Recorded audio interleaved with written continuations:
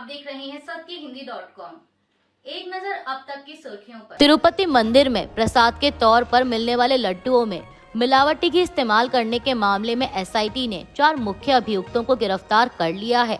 आपको बता दें कि सुप्रीम कोर्ट के आदेश के बाद सीबीआई की देखरेख में मामले की जांच के लिए एसआईटी का गठन किया गया था। मीडिया रिपोर्ट्स के मुताबिक एसआईटी ने विपिन जैन और पेमिल जैन को गिरफ्तार किया है। ये दोनों उत्तराखंड स्थित रुड़की में भोले बाबा ऑर्गेनिक डेयरी के निदेशक हैं। इनके अलावा तिरुपति जिले में वैष्णवी डेयरी स्पेशलिटीज लिमिटेड के सीईओ अपूर्व विनयकांत चावड़ा और तमिलनाडु स्थित डिंडीगुल में एआर डेयरी के मैनेजिंग डायरेक्टर राजू राज शेखरन को भी गिरफ्तार किया गया है।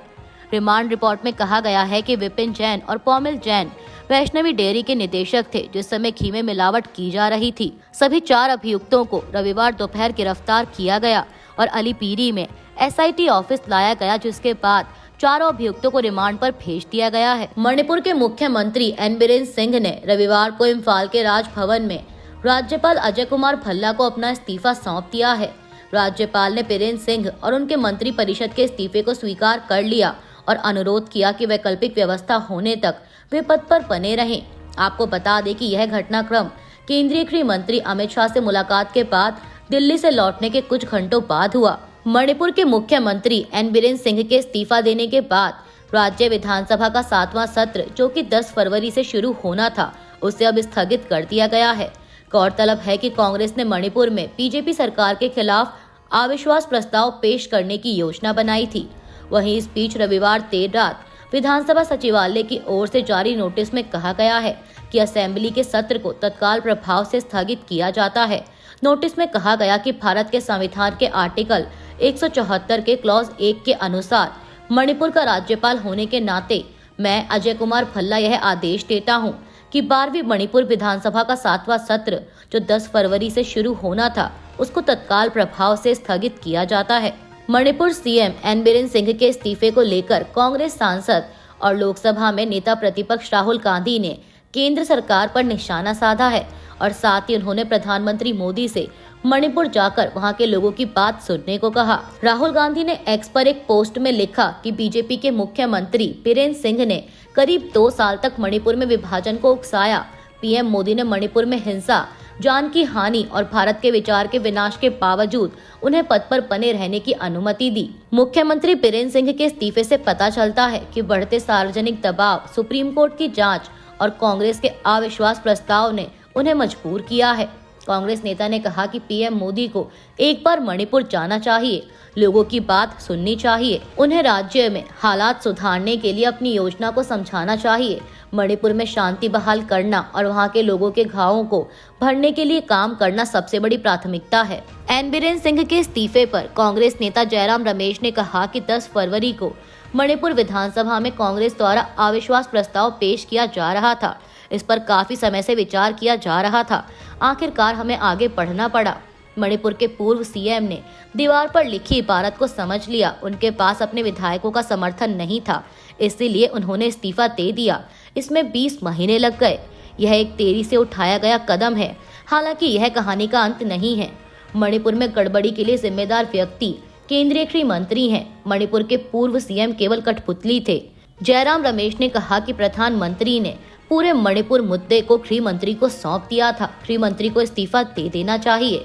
प्रधानमंत्री जो विदेश जा रहे हैं, उन्होंने 20 महीने से राज्य का दौरा नहीं किया। हमारी मांग है कि गृह मंत्री को इस्तीफा दे देना चाहिए और प्रधानमंत्री को मणिपुर जाना चाहिए, स्थिति को समझना चाहिए और संकेत देना चाहिए कि उन्हें परवाह है। कांग्रेस सांसद मनीष तिवारी ने लोकसभा में सोमवार को स्थगन प्रस्ताव दिया है।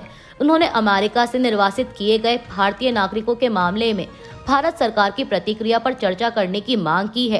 कांग्रेस सांसद ने दावा किया कि अमेरिका के अनुमान के मुताबिक लगभग 7.25 लाख भारतीय बिना दस्तावेज के अमेरिका में रह रहे हैं।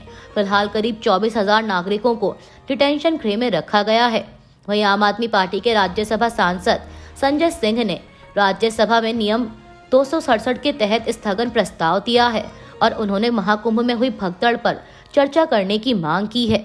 दिल्ली विधानसभा चुनाव में हार के एक दिन बाद आम आदमी पार्टी के राष्ट्रीय संयोजक अरविंद केजरीवाल ने नवनिर्वाचित 22 विधायकों के साथ अपने आवास पर बैठक की।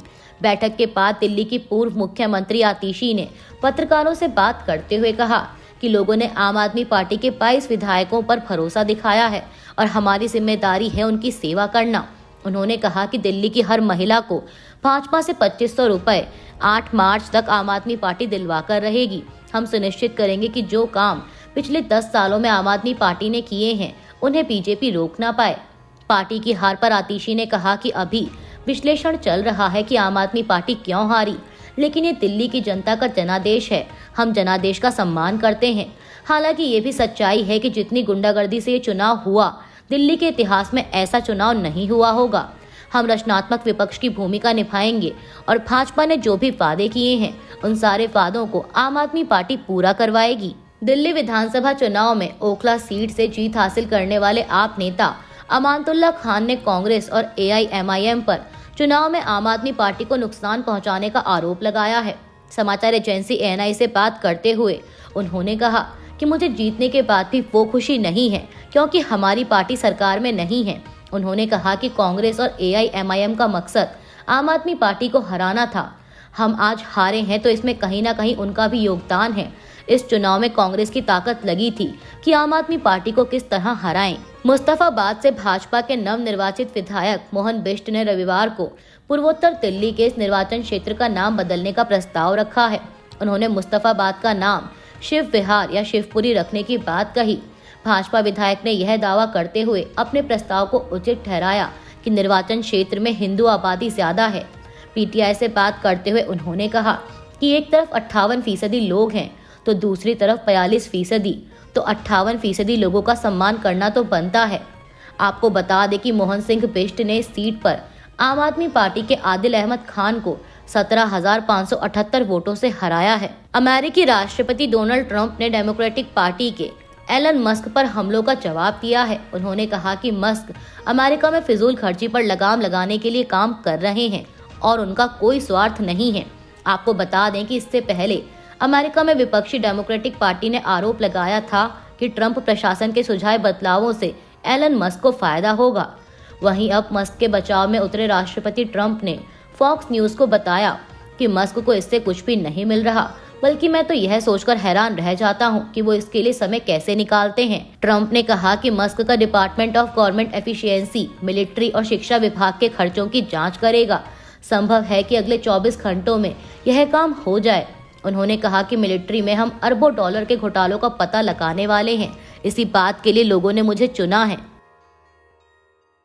अभी के लिए बस इतना ही। बाकी की खबरों के लिए जुड़े रहिए सत्यहिंदी.com के साथ। Copyright disclaimer under Section 107 of the Copyright Act 1976. Allowance is made for fair use for purposes such as criticism, comment, news reporting, scholarship, and research. Fair use is a use permitted by copyright statute that might otherwise be infringing.